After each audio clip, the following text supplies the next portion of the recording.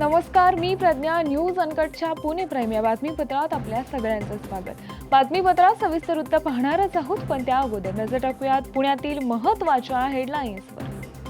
पुण्यात हिंजवडी भागातील आंतरराष्ट्रीय शाळेला बॉम्ब न उडवण्याची धमकी. निलेश घायवळ प्रकरणी मोठी कामगिरी, आरोपीच्या घरातून तब्बल 400 कारतुसे जप्त. अतिवृष्टीबाबतचा 29,000 कोटींचा प्रस्ताव केंद्राकडे पाठवला, कृषी मंत्र्यांचं वक्तव्य. आणि फरार निलेश घायवळवर आता रेड कॉर्नरचा शिक्का. आता पाहूयात बातम्या विस्ताराने. पुण्यातील हिंजवडी फेज 1 मधील एका प्रतिष्ठित आंतरराष्ट्रीय शाळेला बॉम्ब न उडवून देण्याची धमकी ईमेलद्वारे मिळाली आहे. या धमकीच्या ईमेलमुळे एकच खळबळ उडाली आहे. यानंतर तातडीनं सर्व विद्यार्थ्यांना घरी पाठवण्यात आलं आणि शाळा रिकामी करण्यात आली. याबाबत माहिती मिळताच पिंपरी चिंचवड पोलीस आणि बॉम्ब शोधक व नाशक पथक तातडीने शाळेत दाखल झाले. यानंतर संपूर्ण शालेय परिसरातून कसून तपासणी सुरू झाली आहे. कोथरूड पोलिसांनी मोठी कारवाई करत गाणगापूर येथून घायवळ टोळीतील 2 आरोपींना अटक केली. त्यानंतर केलेल्या तपासादरम्यान पोलिसांना एका आरोपीच्या घरी तब्बल 400 कारतुसं आढळून आली. ही सर्व कारतुसे जप्त करण्यात आली असून पुढील तपास सुरू असल्याची माहिती उपायुक्त संभाजी कदम यांनी दिली आहे. 29 नोव्हेंबरला कर्नाटक राज्यातून निलेश घायवळच्या 2 साथीदारांना गाणगापूर येथून अटक करण्यात आली आणि यांच्याकडून तब्बल 400 कारतुसही जप्त करण्यात आली. आणि पाहायला गेलं तर या सर्व संदर्भात आपल्यासोबत अधिकची माहिती देण्यासाठी DCP संभाजी कदम आहेत. आपण त्यांच्याकडून अधिकची माहिती जाणून घेऊया. गाणगापूर कर्नाटक राज्यामध्ये या ठिकाणी लोकेशन मिळालं. त्या ठिकाणी त्याला ह्या दोन्ही आरोपींना पोलिसांनी 29 तारखेला अटक केलेली आहे. अटक केल्यानंतर याच्यातला जो आरोपी आहे हा नंबरकर आहे, दोघं सुद्धा निलेश घायवळचे नंबरकर आहेत. असा हा जो आहे सर्वदे, अजय सर्वदे, याचा हौसच घेतला असता घरामध्ये वेपन, पिस्टल आणि जवळपास 400 राऊंड्स या ठिकाणी आपल्याला पोलिसांना मिळून आले. ते त्या गुन्ह्यामध्ये आपण सीज केलेलं आहे.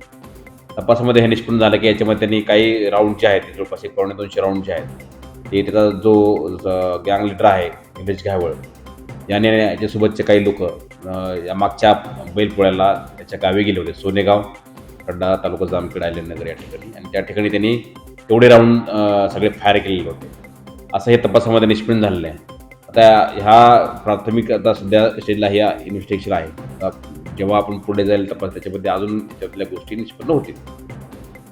जून ते ऑक्टोबर दरम्यान झालेल्या अतिवृष्टीत तब्बल 1,03,00,000 हेक्टर पिकांचं नुकसान झाल्याची माहिती कृषी मंत्री दत्तात्रय भरणे यांनी दिली आहे. 19,801 कोटींची मदत शेतकऱ्यांपर्यंत पोहोचली असून याबाबत 28 GR जारी करण्यात आले असल्याचे सांगत कृषी मंत्र्यांनी राज्याचा 29,000 कोटी रुपयांचा एकत्रित प्रस्ताव केंद्राकडे पाठवल्याची माहिती दिली आहे. तर या राज्याचे मुख्यमंत्री, दोन्ही उपमुख्यमंत्री यांनी जे आपल्या सर्वांना शेतकऱ्यांना जे आश्वासित केलं होतं त्याप्रमाणे जे पॅकेज जाहीर केलं होतं त्याप्रमाणे शेतकऱ्यांना मदत ही देणं सुरू केलेलं आहे.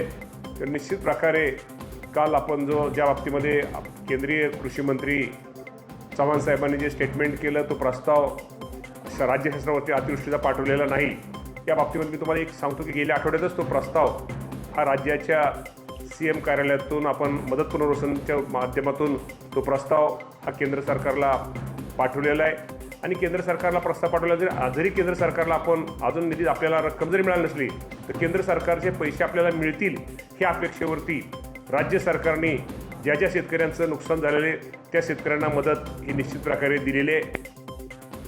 गुन्ह्यात फरार असलेल्या निलेश घायवळ विरोधात कारवाईची घडी अधिकच कडक होत आहे. आधी इंटरपोलकडून ब्लू कॉर्नर नोटीस बजावल्यानंतर आता पोलिसांकडून त्याच्या विरोधात रेड कॉर्नर नोटीस जारी करण्याची प्रक्रिया सुरू झाली आहे, अशी माहिती विश्वसनीय सूत्रांनी दिली आहे. घायवळचा शोध घेण्यासाठी पोलिसांनी आंतरराष्ट्रीय स्तरावर पावलेही उचलली आहेत. शिरूरमध्ये काल मतदानाच्या पार्श्वभूमीवर आजी माजी आमदारांत जोरदार धुसफूस पाहायला मिळाली. आडत बाजारातील उर्दू शाळेतील मतदान केंद्राबाहेर आमदार ज्ञानेश्वर उर्फ माऊली कटके आणि माजी आमदार अशोक पवार यांच्यात सायंकाळी तीव्र शाब्दिक चकमक झाली. या वादामुळे परिसरातील काही काळ तणावाचं वातावरण निर्माण झालं. पोलिसांनी धाव घेत परिस्थिती नियंत्रणात आणली आणि दोन्ही पक्षांना शांततेचं आवाहन केले. पाहूयात. आतमध्ये मतदारांना सुद्धा जायचा अधिकार नाही कायद्यानं. आतमध्ये तुम्ही प्रत्येक बूथवर सुद्धा मनाला पटतं का त्यांची इलेक्शन होते आहे. तुम्ही रस्त्याने गेला आमची काही अडचण नाही ना. चला ना तुम्ही मी इकडे काय तुम्ही काय आत गेला याचं उत्तर द्या ना मला. शूटिंग करावे आत काय गेला तुम्ही याचं उत्तर द्या मला. बाहेर काय येईल मी आम्ही हायपर नाही होत, कायदा पाळा. आपण आमदार आहे, लोकांचं पाळायचं नाही असं. आम्ही पण काही चुकीचं केलेलं नाही. आत गेलता का नाही आता? आतमध्ये रूम मध्ये आतमध्ये सीसीटीव्ही पण आहे. हा घ्या ना मग त्याचे फुटेज घ्या.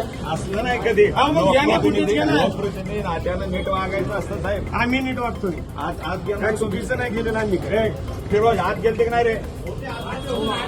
आम्ही होतो ना, आम्ही कुठं नाही होतो, इथंच होतो आम्ही. पोलीस ऑफिसर कोण आहे? त्यांना बोलव रे. आतला अधिकारी इलेक्शन ऑफिसर बोलव रे. इलेक्शन ऑफिसरला बोलव. आत गेलते की नाही त्यांच्याकडे मला ते घ्या, घ्या, घ्या. फुटेज घ्या. चला, फुटेज चला. चला. घ्या, काय घ्यायचं काय? अहो, पराभव दिसायला लागला तर पाहिजे माणूस तर जय पराजय. या बातमीसह बातमीपत्रात घेऊयात एक छोटीशी विश्रांती. कुठेही जाऊ नका, पाहत राहा न्यूज अनकट. ऐतिहासिक वारसा लाभलेला मराठ मुलूक महाराष्ट्र. या महाराष्ट्राला विविध रंगी छटा आहेत. साहित्य, कला, पर्यटन, नृत्य, भाषा, संत परंपरा अशा विविधतेने तो नटलेला आहे. हीच गौरवशाली विविधता जपत सुवरंग मराठी केवळ महाराष्ट्राच्या सांस्कृतिक संहितेपुरते मर्यादित न राहता समकालीन नवकल्पनांवर आधारित कार्यक्रमांद्वारे मराठी मनोरंजन विश्वात स्वतःची एक अनोखी जागा निर्माण करत आहेत. मराठी मनोरंजन क्षेत्रातील उत्तम दिग्दर्शक, लेखक आणि निर्मात्यांच्या प्रतिभेचा पुरेपूर वापर करून मनोरंजनाचा आगळा वेगळा रंग उधळण्यास आम्ही सज्ज आहोत. स्वरंग मराठीचे उद्दिष्ट मराठी मनोरंजन क्षेत्रामध्ये मनोरंजनाची वहिवाट सोडून, रूढीवादी पद्धती तोडून मनोरंजनाचा समृद्ध अनुभव प्रदान करून देण्याचा आहे. म्हणूनच यात विविध पद्धतीचे मनोरंजक आणि माहितीपूर्ण कार्यक्रम स्वरंग मराठीवर बघता येतील. शेवटी एकच, धकाधकीच्या जीवनात धांगडधिंगा करण्यापेक्षा बसूया, हसूया, गाऊया, जगूया. नाती गोती श्रावण मोती गावामधले जिवंत रंग. नाती गोती श्रावण मोती गावामधले जिवंत रंग. चला जोडूया, चला पाहूया, जशी संस्कृती तसा स्वरंग.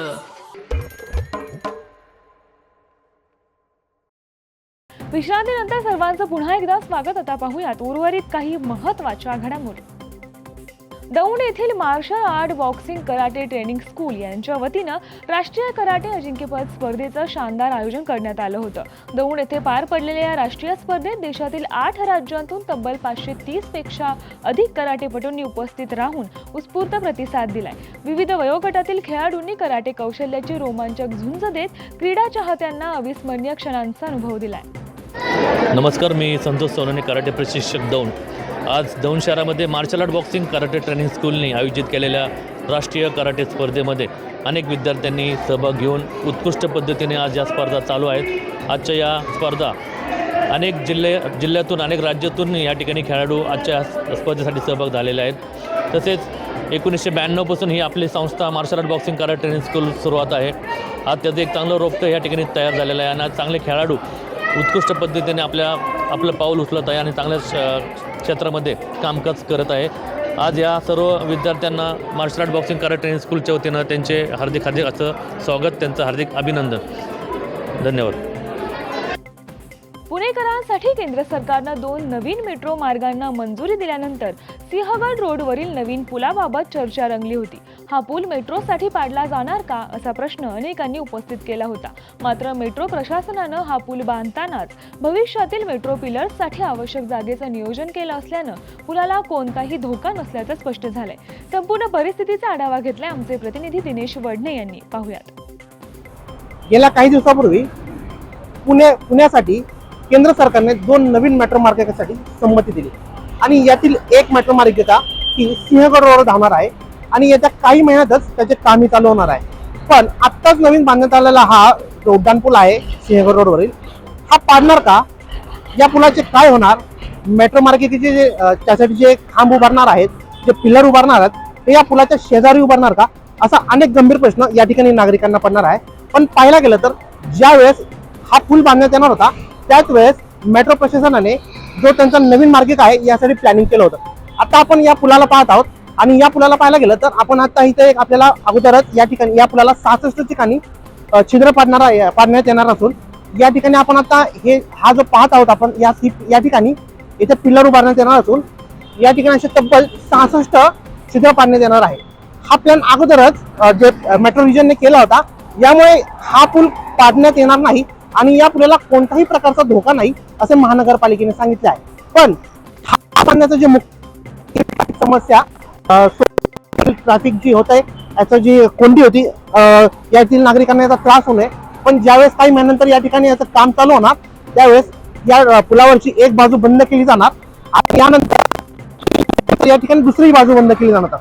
यानंतर पाहायला गेलं तर हा पूल जेव्हा या मेट्रोचं काम पूर्णत्वाला येईल त्यावेळेस काही काळासाठी हा पूल पूर्णपणे बंद केला जाणार.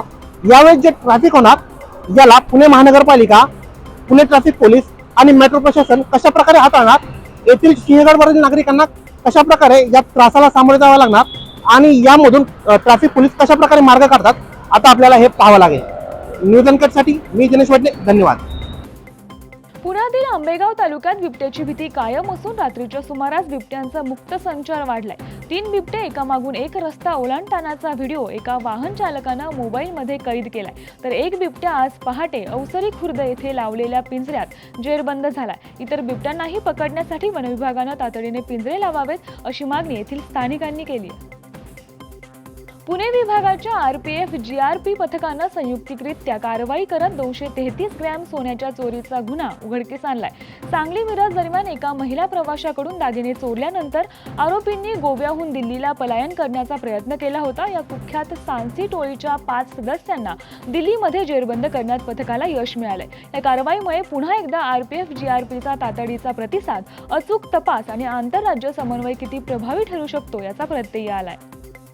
पिंपरी चिंचवड पोलिसांच्या मालमत्ता गुन्हे विरोधी पथकानं उल्लेखनीय कामगिरी करत मोठी गुटखा तस्करी उघडकीस आणली आहे. पोलीस उपनिरीक्षक महेश खांडे आणि पोलीस हवालदार नितीन लोखंडे यांना मिळालेल्या गुप्त माहितीवरून पथकानं बालेवाडीतील ऑर्चिड हॉटेलजवळ सापळा रचून संशयित ट्रक ताब्यात घेतलाय. तपासात ट्रकमध्ये 11,47,900 रुपयांचा प्रतिबंधित गुटखा आढळून आला. गुटखा आणि ट्रक जप्त करण्यात आला असून एका आरोपीला ताब्यात घेण्यात आले. या बातमीसह वेळ झाली पुणे प्राईम मध्ये. इथेच थांबण्याची. पाहत राहा न्यूज अनकट.